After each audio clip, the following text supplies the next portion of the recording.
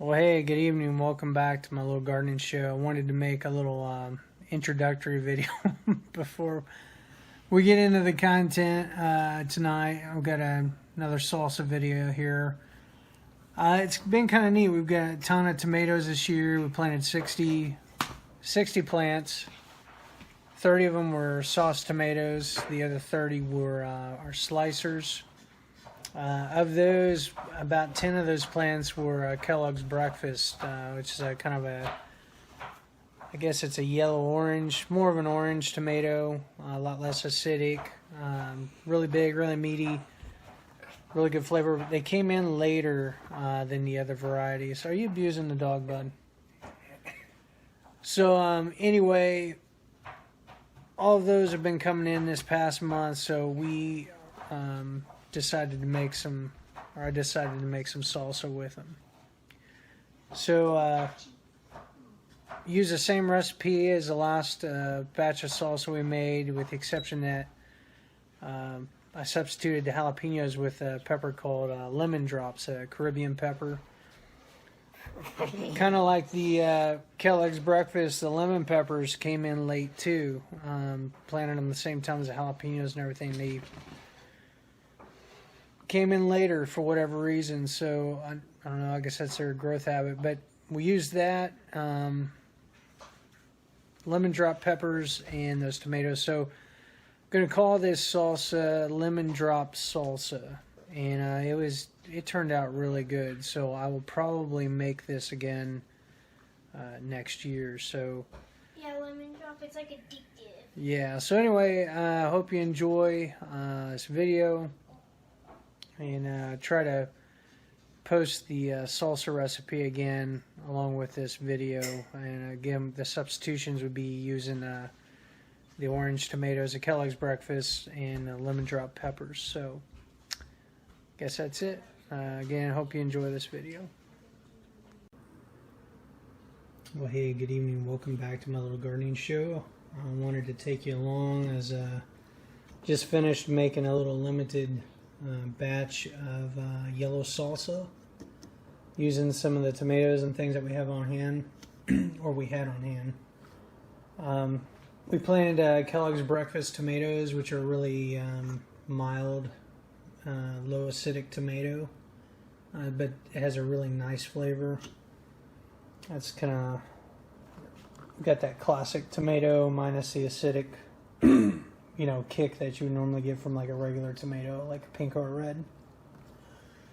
We also used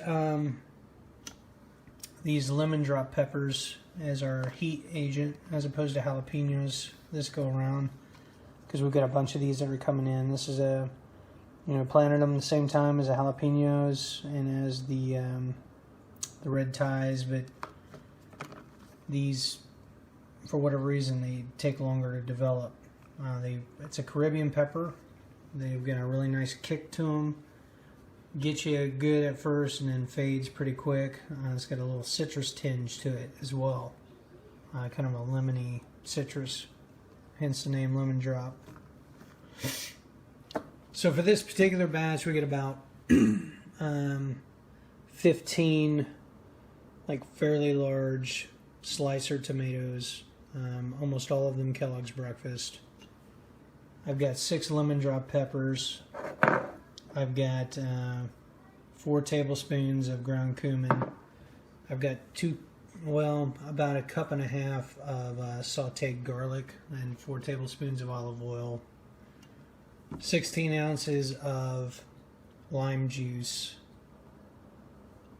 1 bunch of cilantro that was chopped up and put in with the lime juice to get to the desired consistency. And then 5 kind of small to mid-sized onions, 2 yellows and 3 reds. All of that has been, mixed together, incorporated. Ran everything through the Vitamix to get the consistency. We ran the tomatoes through first after we boiled them and peeled them, sliced them up a little bit, or quartered them basically, and then ran them through. All the other ingredients were chopped up and run in with the lime juice to be able to get the desired consistency. And then the sautéed garlic we just dumped in directly. The only ingredient that I've not added in yet is salt. And the reason for that is because we're going to cook this down. Once it's cooked down and it's everything's more intense, then we'll salt it. If I salt it now and it cooks down, it's going to be way too salty. So we're going to salt this after we cook it down.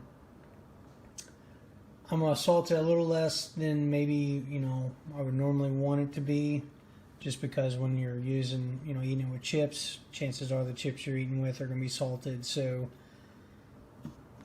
with the level of salt in this, plus the chips, should be just right.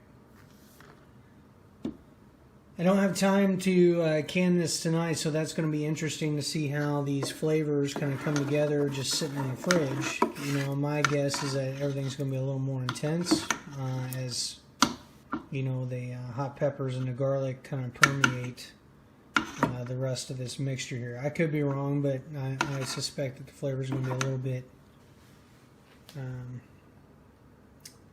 little bit more complex mixed together once we get ready to cook this down tomorrow. Cook it down.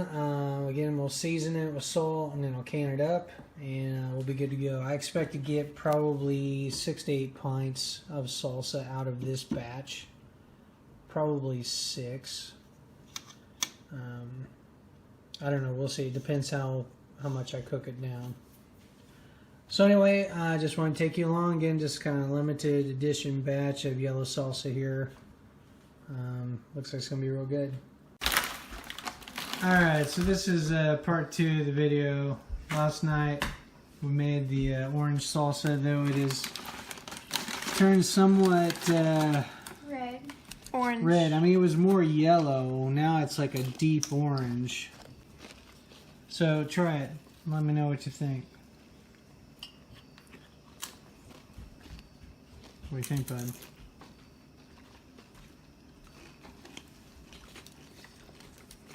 It's got a little kick, doesn't it?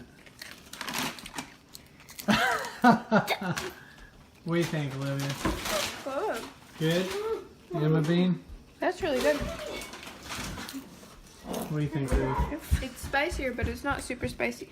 Bob can't handle the heat. I'm trying more. So I'm ignorant. What do you think, Ruth? That's pretty good. That's pretty good. It's not super spicy, but it's got like a burn that kind of lasts. It's really good. So there it is. We cooked it down. I've seasoned it with a little bit of salt. Last step now then is to can it up and go from there. So guess that's it for now. Until next time. Happy gardening. Peace. Bye.